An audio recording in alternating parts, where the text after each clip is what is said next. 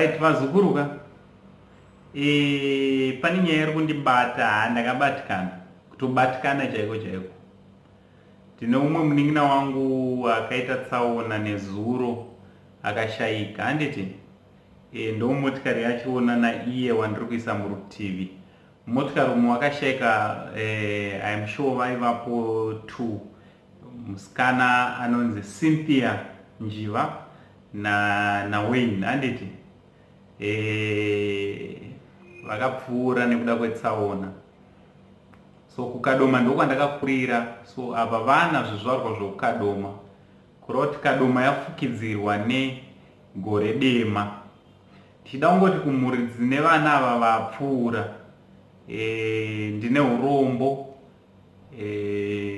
inguva yakarema, zvinhu zviri kundinetsa kana kugamuchira, because kana ari Wayne was more of a younger brother to me, because vafana vakakura tichiona, vanga vachiri kukura tichiona, but sinei Mwari kana atonga anenge atonga. Handiti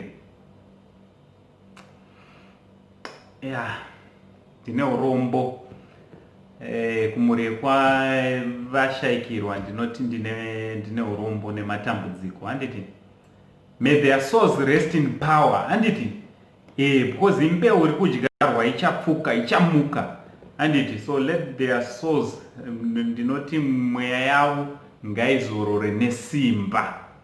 Right, tibve taenda kunyaya yedu. Kana wakasati wasubscribe, please subscribe to this channel. Mumastreets esocial media mumwe chete mandinotenderera. Handiti ndichiona kuti zvinhu zviri kuitika. Handiti vazukuru, ndabva ndaitawo dhuma zvakaoma vazukuru, zvinoitika mastreets esocial media umu zvakaoma. Dhuma namaititi naStana vane nyaya yavo yavanga vachitaura. Maititi vachiratidza kuti vanga vachisvoora mukomana anonzi Zizo. Ndichakuisirai kaaudio kacho muzvinzwire.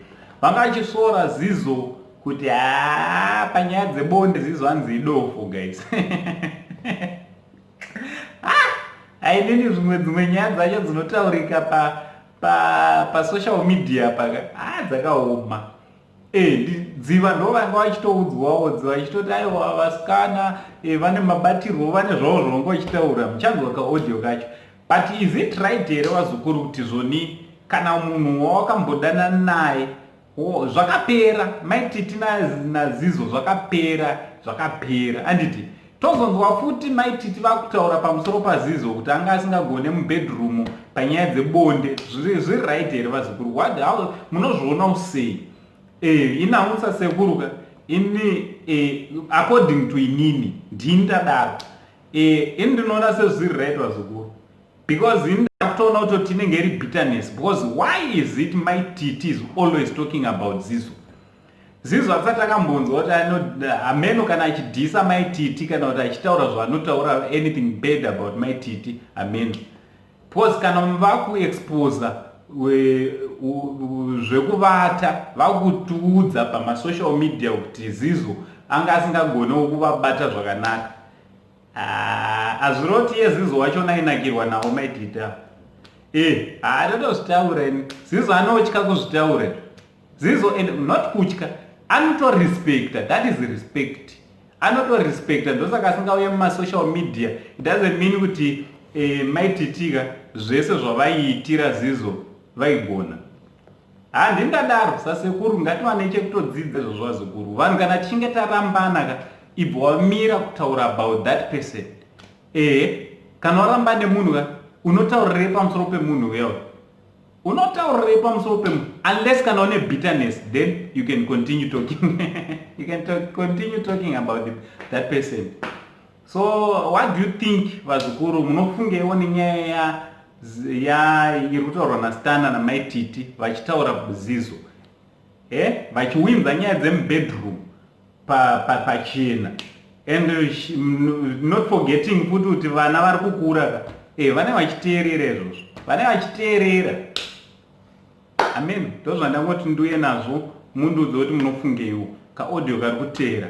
Naango sensitive ndichiti much love and kuva munin'ina wangu Wayne and Cynthia Njiva ndichiti may their souls rest in power. Now, uketa patience yekuti no baby ona zvinodai so vaitombonetsa kusvika vazobata mutactic. Saka inini unoketa ndine mutactic wekuti ndiri patient zvoti ndogona kutokuitisa malessons mbijana. Waona? Saka mukomana ngoti akakasira kuzongotiza but ndaitomudzidzisa mutactic kuti aiwa uno withdraw odai so ombomira ngokasira kuuya ombodzosera mukati. But mukomana akatanga kutofunga kuti ane skill ndobva atiza ndofunga kwari koko kwehondo yachaka chaicho. Hapana zviri kuitwa paya. Because dzimweni dzenguva unofana kuti wadaitsoka womotanga umbofunga kana masports wofunga kana cricket inokuita kuti uende kure. Ndo mutactic unodiwa audi kuti ukangopinda obva wato uno boys obva nozvasingazivi unonzwa kuti munhu because vasikana toda nguva refu unoketa isusu vasikana obva ndadamba refu. It takes time for a girl to come. Zvenyu zvekuti hanzi ndapinda